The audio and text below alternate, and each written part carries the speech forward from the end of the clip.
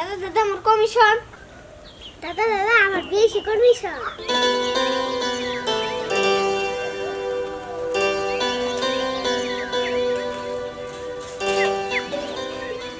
ধরো ভালো করে পড়বা, বড় মানুষ হবে পড়ে। ধরো তুমিও খুব ভালো করে পড়বা, পড়াশোনা করে মনের মতন একটা আমার মনের মতন একটা মানুষ হইবে, উচ্চ শিক্ষিত হইবে। তোমাকে উপরেই তো আমার আশা ভরসা। কেউ না যাও রাস্তায়, যাও দুজন যাবো।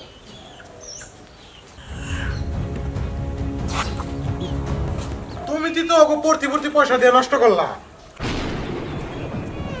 পড়তি পুলান রে পয়সা দিয়ে তুমি লাই দিবা নিছ। হরে ভাই হ, তুই ঠিকই কইছ। এই বাবা প্ল্যান নষ্ট করলো। আমি নষ্ট কেমনে করলাম রে? হ্যাঁ তুমি নষ্ট করো নাই। এমন করে পুলান রে পয়সা দিলে ওই শুকুরের দোকানে বেহাতি কিনে অম্বুরে যায় পলে খেলাপাতি খেলাইবো।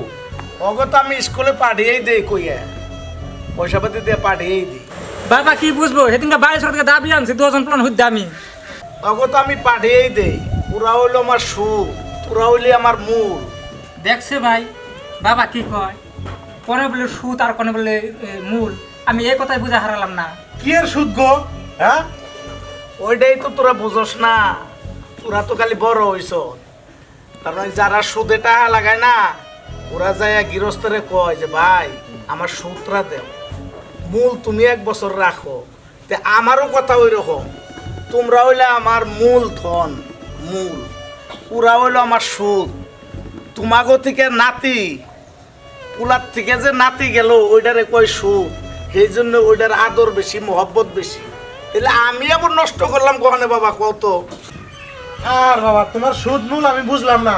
তুমি যে প্ল্যান করে নষ্ট করবা এটাই হইলো কাম। এই যাচ্ছেন কামে যাও। গেলাম না ভাই, বুঝে কইও।